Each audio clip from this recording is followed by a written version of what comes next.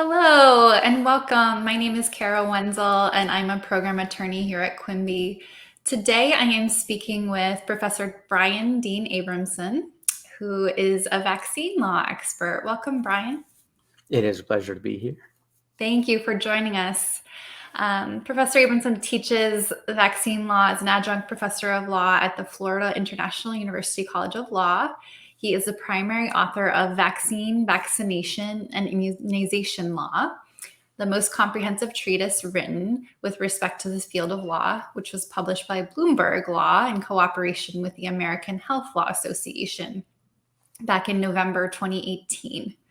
And it's been regularly updated thereafter. A second print edition will be forthcoming in early 2022, later this year. In fact, my second printed edition just came out a few weeks ago.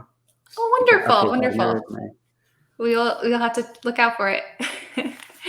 Brian previously worked for Bloomberg Law, for whom he authored the Vaccine Injury Claims chapter of Matthew H. Solemson's Court of Federal Claims, Jurisdiction, Practice, and Procedure, and for whom he wrote extensively in the fields of health and international privacy law.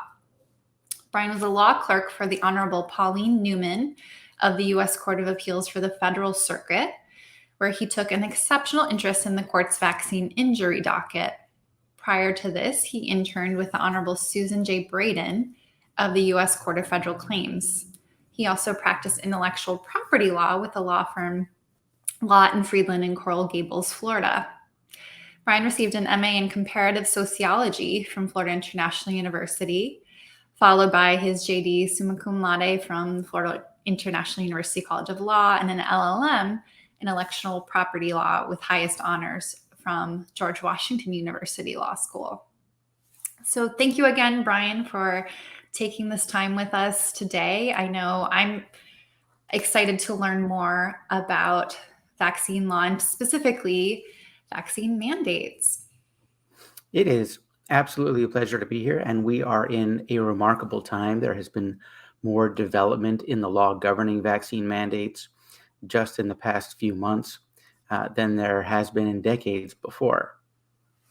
Exactly. Yeah, that's why we wanted to invite you to speak about this. There's been a lot of talk in the news about whether the federal government can or can't require citizens or certain circumstances to receive a vaccine for some reason or not. And of course, back in January 2022, the Supreme Court spoke on this in two separate cases. So to get started, if you wouldn't mind, I'd love you to provide some background on that first set of cases, which we'll refer to as the OSHA case. Can you tell us, how that came about and a little bit of the procedural history? Yes. To give the full background, of course, all of this happens in the context of the COVID-19 pandemic. A vaccine was developed in record time, and when it was initially made available to the public, we had long lines of people waiting to receive the vaccine, but there was a point at which that dwindled and, in fact, dropped off very sharply when all the people who really wanted to be vaccinated were. We still had a large unvaccinated population, and the government was very concerned that we get to herd immunity, get to the point where enough of the population was vaccinated to prevent the spread of the disease, which is what would stem the pandemic. So we started seeing mandates. The first mandates came from private businesses and then from state governments, but the numbers were still not what the experts wanted to see in order to get us out of the pandemic. So the federal government stepped in. And really, if you look at the timing of it, the federal government waited until at least one of these vaccines went from being an emergency use authorization to being a fully licensed vaccine to step in and say, we're going to have federal vaccination mandates. Now, historically, this is a very novel thing. The only areas where you've had federal vaccination mandates have been on areas that are specifically under the authority of the federal government. For example, for military personnel or for immigrants coming into the country. But here, the government tried to do something much broader.